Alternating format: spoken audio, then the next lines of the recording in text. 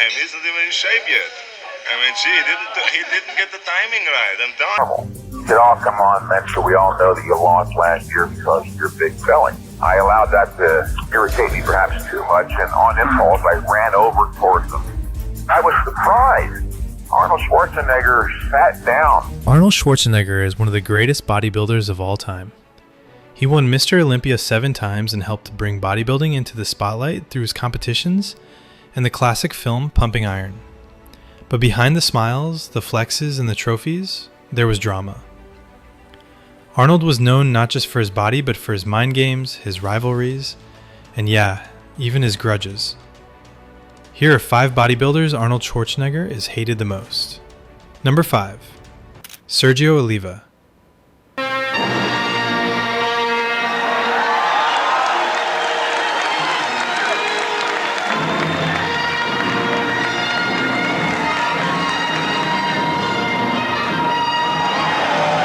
Known as the Myth, Sergio Oliva is the only man ever to defeat Arnold Schwarzenegger on the Mr. Olympia stage. And that fact alone made their rivalry legendary. Sergio's size, symmetry, and charisma made him nearly unbeatable during his peak. In 1969, when a younger Arnold faced off against Sergio, he lost. And it shocked the entire bodybuilding world. Arnold, being Arnold, didn't take the loss well. In later interviews, he blamed his defeat on poor posing and not being in peak form. According to him, only his sight beat me. It wasn't that Sergio was better, according to Arnold. It was just that he messed up. That loss became the root of a quiet grudge that lasted for years. Arnold once said, Sergio didn't understand training strategy, clearly downplaying Oliva's success. Sergio, in turn, claimed that Arnold had a hand in manipulating politics behind the scenes. He believed Arnold used his growing influence to sway judges and freeze him out of future titles. Whether or not that's true, Sergio certainly felt he was blackballed. Their relationship never recovered. The tension between the two was visible. He was absolutely the most wonderful, fabulous sight you can imagine when he was in shape. And even now, I won't dare talk with him at all.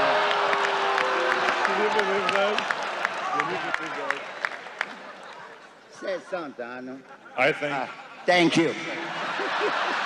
Over the years, Sergio faded from the mainstream conversation, something that likely wasn't accidental. Arnold rarely mentioned him in books, documentaries, or speeches. Sergio remained bitter, calling Arnold a media manipulator. In return, Arnold acted as if Sergio didn't exist. Their feud wasn't just about a contest. It was about pride, power, and legacy. And neither man ever truly forgave the other. Number 4. Mike Mentzer. Mike Mentzer wasn't a typical bodybuilder. He was intellectual, philosophical, and deeply committed to the science behind training. He introduced the concept of high-intensity training, HIIT, which is brief, focused workouts that contrasted sharply with Arnold's high-volume marathon sessions. That fundamental difference was the first crack in their relationship, but it wouldn't be the last. Things came to a head at the 1980 Mr. Olympia, one of the most controversial events in bodybuilding history. Well, on that particular day in 1980, he took a distant backseat to Arnold. Arnold seemed to be running things. He could have it any way he wanted. Well, Only once I stood up at the pre-judging meeting did that thing come to at least a partial halt. That irritated Ben Weider, and he stood in between Arnold and I and tried to assert himself, but it became very clear, especially later on as the day proceeded, that things weren't the way they should be. Arnold came out of retirement at the last minute and shocked everyone by jumping into the competition. Despite being smaller and not at his prime, Arnold won. Mentzer, who had prepared for months and was a clear favorite, was stunned. He felt robbed, and he didn't hide it. There was full backstage fight in which Mentzer claims that Arnold was scared of him. At one point, Boyer Co. stood up as a gentleman and said, look, why don't we just let Arnold explain to all of us right here, right now, what his reasons are for wanting to have weight classes. Maybe we can get to the bottom of this instead of arguing aimlessly. And he did say it in a very gentlemanly fashion. There was no hint of malice or anything negative in his voice. snap back. Oh boy, or why don't you stop acting like a baby? Grow up and be a man, which I thought was uncalled for. So I said, look, Warrior Co said that as a gentleman, something to that effect. He doesn't deserve that. And that pissed him off. He turned around very rapidly to face me, and he literally had his upper lip was furled around he was snarling like an animal. He said, oh, come on, Mensa, we all know that you lost last year because of your big belly. I allowed that to irritate me perhaps too much, and on impulse, I ran over towards him.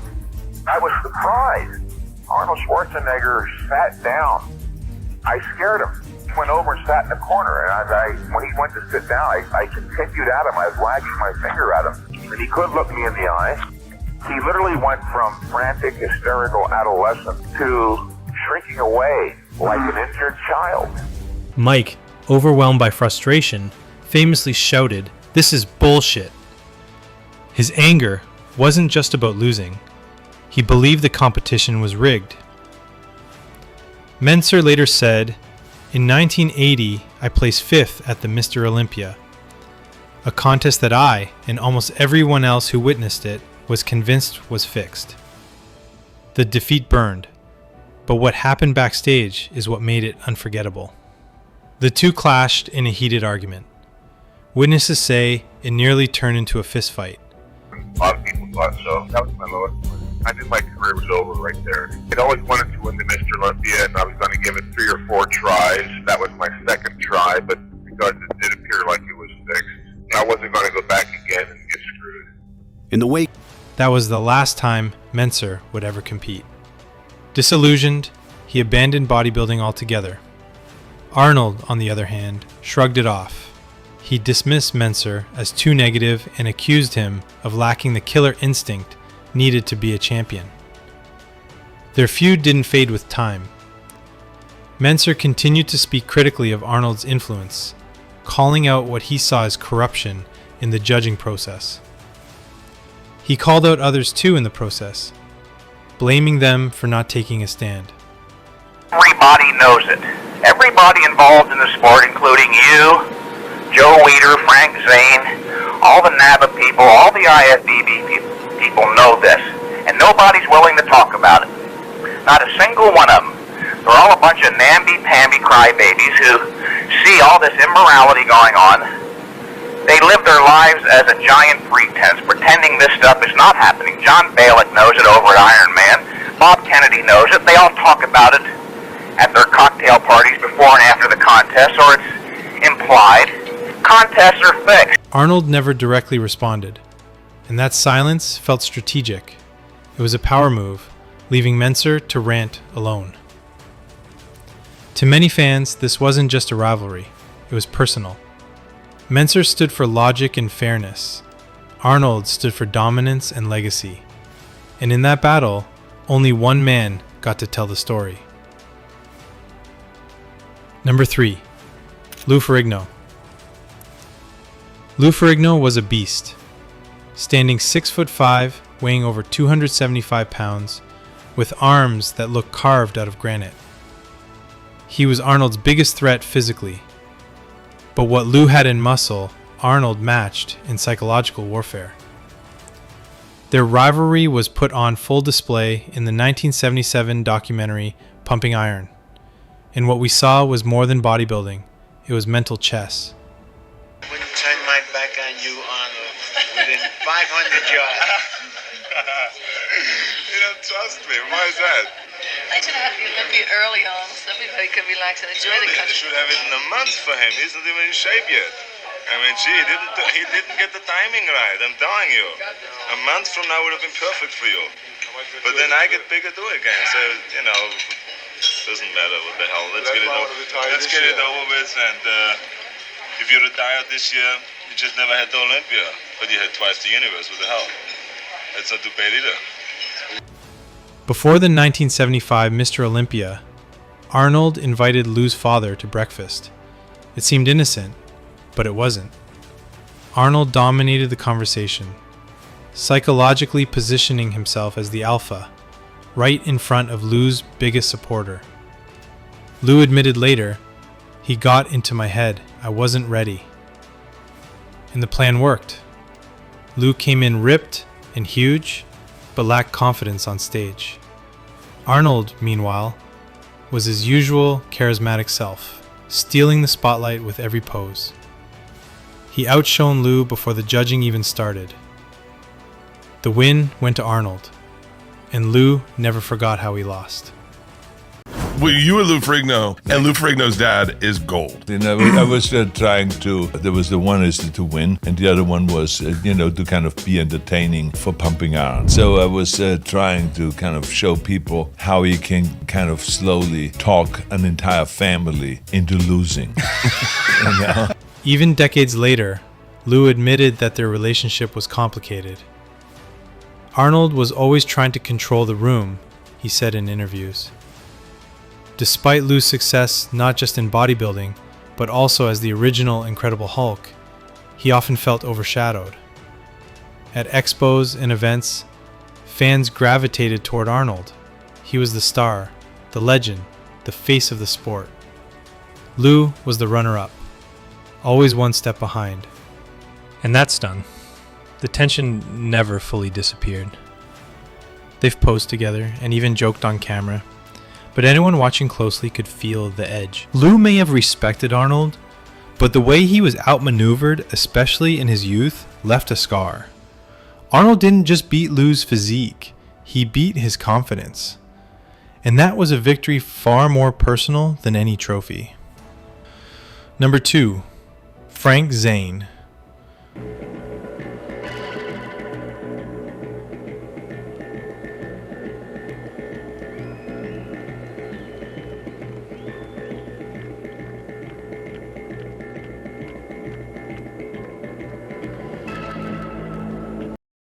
Frank Zane was everything Arnold wasn't. Lean, symmetrical, and subtle. While Arnold believed in dominating the stage with sheer size, Frank focused on aesthetics, creating a body that looked like a Greek sculpture rather than a tank. He won Mr. Olympia 3 times from 1977 to 1979, proving that mass wasn't everything. But Arnold wasn't impressed. Personally, it's not what I would want to look like, and I couldn't look like that even if I wanted to, so it really wasn't much of a choice to me. But I learned as I continued to train how to develop the kind of look that I really was after. Took a lot of photographs and studied them, and it was more like an act of sculpture rather than piling on mass real fast. In interviews, Arnold often downplayed Zane's accomplishments. He once referred to Zane's look as a beach body. Impressive at the pool, maybe, but not worthy of the Olympia crown. That jab cut deep. Zane, who spent years crafting a meticulous physique based on balance and proportion, fired back. Mass without symmetry is just bulk. A week later, he easily won the NABA Universe for the 3rd time. Then it was back to training for another crack at the Mr. Olympia title. This year, I feel Arnold made a mistake in his training. Whereas he weighed 235 pounds at the Mr. Olympia, he went up to 260 afterwards and stayed there. He ate like a horse all year and consumed protein supplements by the case. The result? Their feud was cold, calculated, and incredibly passive-aggressive. Arnold rarely mentioned Zane in his success stories, often skipping over his wins as if they were flukes. Zane noticed. He once said Arnold would ignore him at events, refusing to make eye contact or offer congratulations, even when Zane had just won. Frank Zane never went around shouting about how great he was. He didn't need to. In his own words, he was just a little skinny guy from Pennsylvania who loved the thrill of training in California during the golden era of bodybuilding. But behind that soft-spoken attitude was a man quietly outshining the king. But there's forces at work that you know nothing about. There's nepotism, a lot of nepotism. Yeah. And so you really have to be so good that the contrast is very evident. When the cameras came in to shoot Pumping Iron, Zane instantly knew who the film was really about. I knew it was going to be about Arnold, he says. While others embraced the spotlight, Zane skipped the chaos of Gold's Gym, opting to train at Vince's gym instead. And he's right. He beat Arnold in 1968, gave him serious competition through the 70s, and refused to play second fiddle even when the world's eyes were glued to Schwarzenegger. Arnold was never in shape except for the shows. The summer he started getting in shape and he got in great shape, but rest of the time, no. What fueled this tension was the philosophical divide between them. Arnold believed in shock and awe. Zane believed in refinement. Judges during Zane's reign chose to reward clean lines over brute mass, a decision Arnold never publicly accepted. For Arnold, Zane was that annoying chess opponent who didn't brag but still took your queen and smiled. Whether it was winning titles or just beating Arnold at bowling, Frank Zane was the calm, calculating thorn in Arnold's massive side. In the bodybuilding world, that kind of silent disrespect is more cutting than any loud insult. Their rivalry wasn't loud, but it was real. Two champions, two visions, and one long-lasting Cold War. Number 1, Dorian Yates. He felt that he had to attack modern bodybuilding and myself as the leader of modern bodybuilding in the mid-90s through the magazines.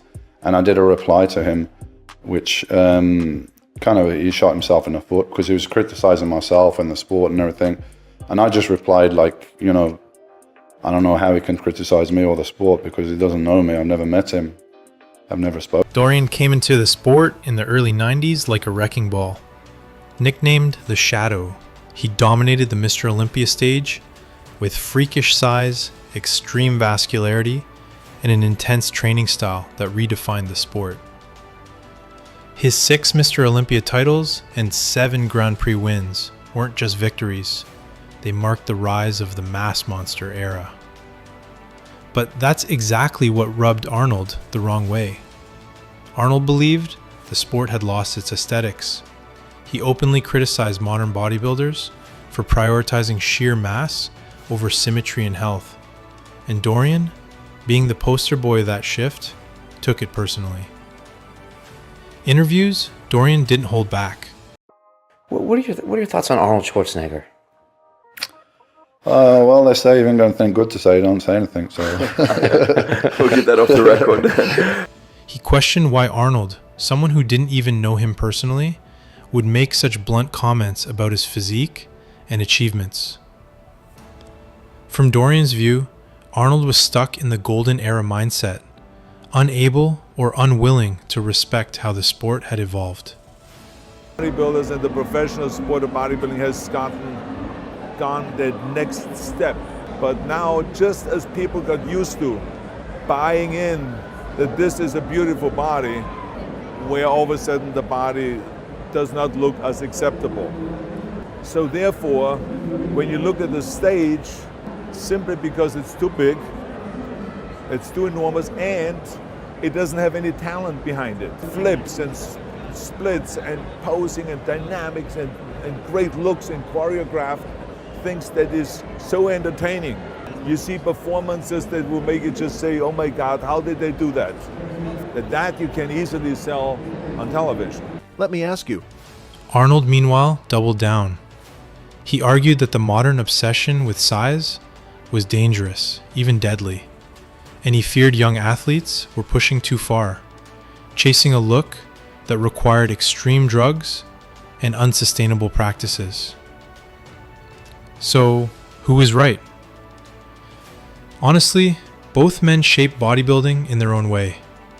Arnold brought the sport global attention. Dorian pushed its physical limits.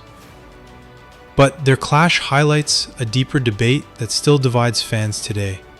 Aesthetics versus size, old school versus new school. And there you have it.